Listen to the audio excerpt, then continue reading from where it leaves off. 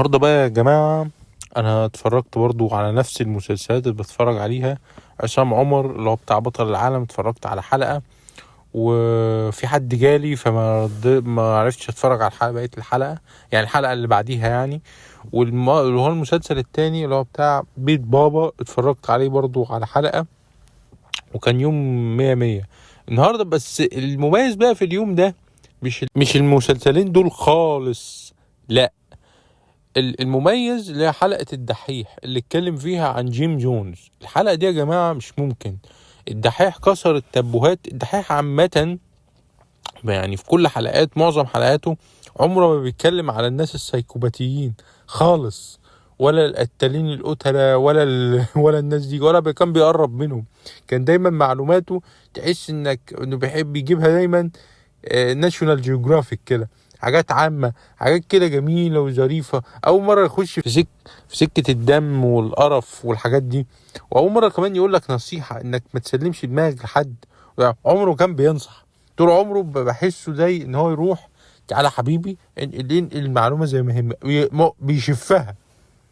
مرة بقى ليه شخصية بقى، ويقول لك كذا وكذا وكذا وكذا وكذا.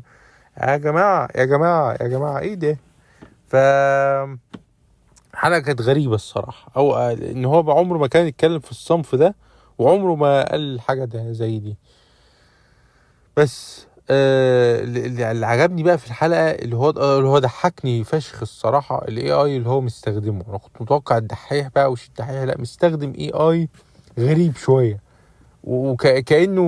كأن كل الشخصيات اللي هو حاططهم في خلفية الباك جراوند بتاعت الاي اي تحسهم كده عاملين زي تماثيل الشمع، مش عارف.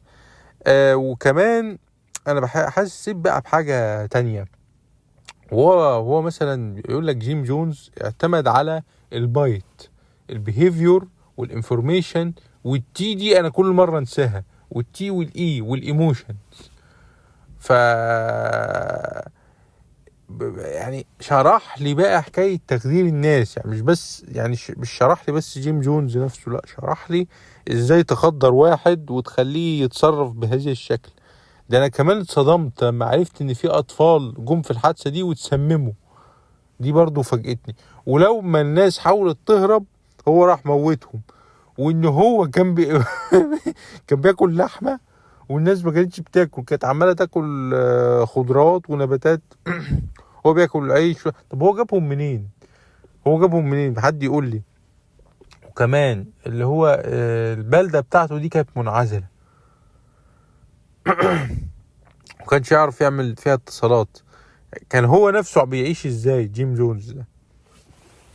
طب هو سؤال دلوقتي، هو ليه موت نفسه بعد لما خلى الناس تشرب السم؟ دي حاجات برضو شخصيات السايكوباتيين دي يا جماعة ما ينفعش تسأل فيهم. انت لو حاولت تسأل فيهم يعني الموضوع هيتعقد، هيبقى صعب.